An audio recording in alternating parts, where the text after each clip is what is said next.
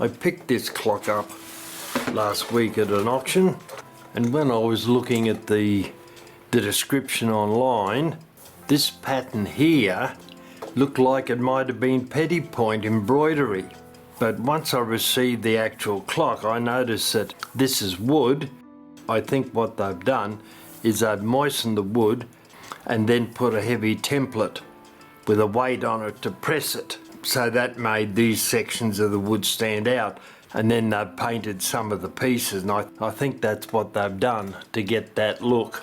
Anyway, that's the clock. We'll have a look at that in a moment and see what additional information we can find out about it. That's the original pendulum, all in brass, and you can see there is something that you don't do. You don't scratch marks on a clock. You don't deface a clock like that.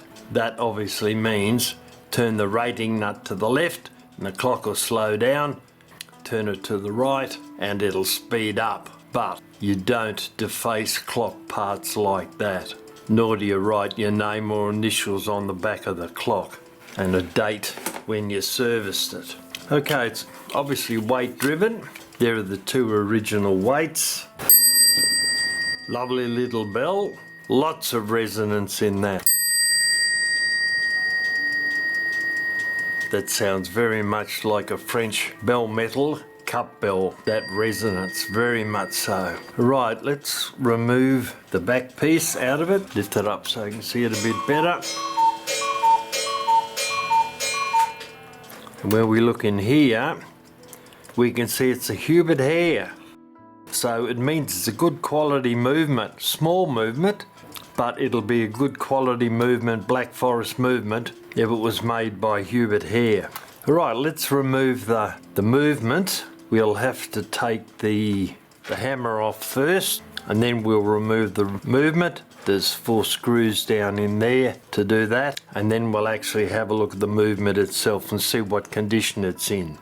Now I think those 4 screws in there look like they might screw this entire section onto the back of the clock. That's what that looks like it might be. So we may not be able to remove the hammer before we take the movement out. First up, we'll have to remove the hands. Right, before we even think about removing the movement, first thing we have to do is remove the hands. So this little knurl nut comes off. We just unthread that, put it over there, and I would think that the minute hand, no, it's got a little bit of plastic. Oh, that'll be fun. That looks like a little clamp holding that in place. Right, I better have a look at that before we go any further. Then I'll be back. Right, after investigation, that piece there is another knurled nut that runs up the threaded minute arbor. We just unscrew that. There it is. Now in theory, the minute hand should just come straight up with a little bit of, there we go.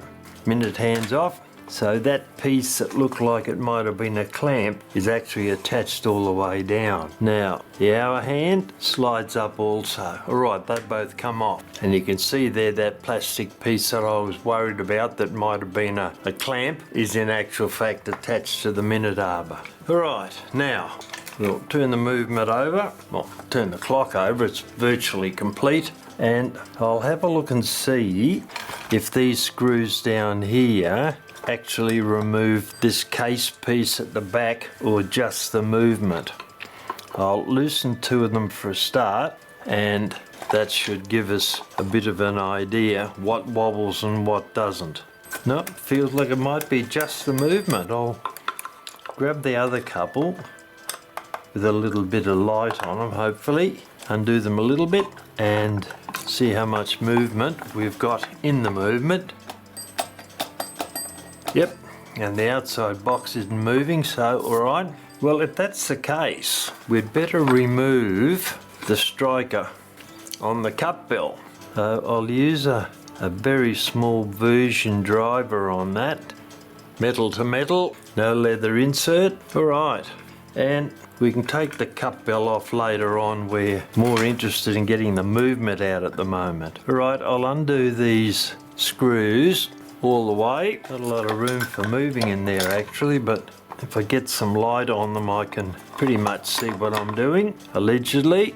I think that guy's loose also. I'll see if I can remove any of these. There's one. I'll tip him out. There we go. They are small screws. Right, I'll take the other two out. Then we'll very carefully manoeuvre the movement out. Is that other one down there? As you can see, it's weight driven. So I'll be very interested to see what the configuration of the movement is.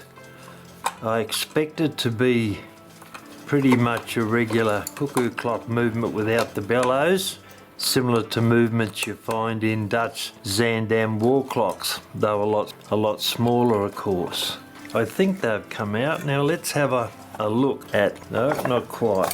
One of these is, oh wait a minute, that's what we got to do I guess. We'd better take these stop rings out, and I'll take it off from there because we're not going to be able to remove them any other way.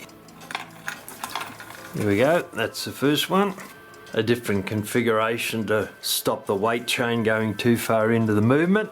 It stops it before it gets into a troublesome space. And I'll open this one. That one's come off too. Right, pop them in there. Now once again, back to looking at getting this movement out. You need to pull it down so that we can get the striking mechanism out. We keep turning it up a little bit, and there we have it. Put some more chain through there, and there's our little movement. We'll have a look at that in a moment, see what the writing is on it, but initially we'll have to pull these chains through, and that will require removing the stop links on both these chains. Naturally, the chains have magically formed a knot down here.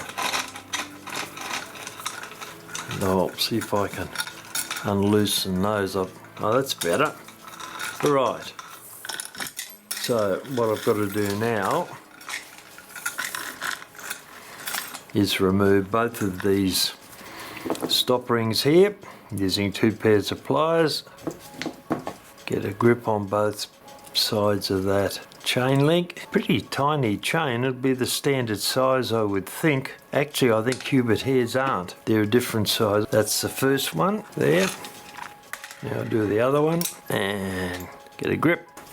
One there, twist it open. Did that twist or not? No, that one did. Alright, got rid of that. Now pull the chains out through the bottom of the case. Now we're getting somewhere. Oh, that's right, there's another 2 screws. Put them over there. And while we're at it, they are the 2 screws that hold this little box onto the back of the clock face. We're going to polish this cup bell up for sure before it goes back on. So I'll take that off. I obviously didn't need to because it came off in the piece. So that means that there's a nut missing down there. And I'll rub over that with a little bit of very fine steel wool.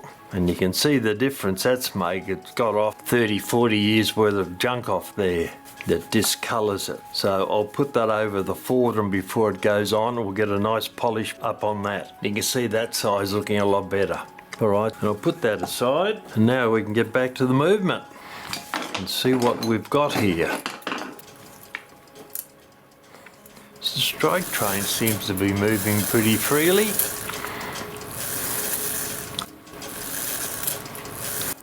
See if we can see any movement in the going side train.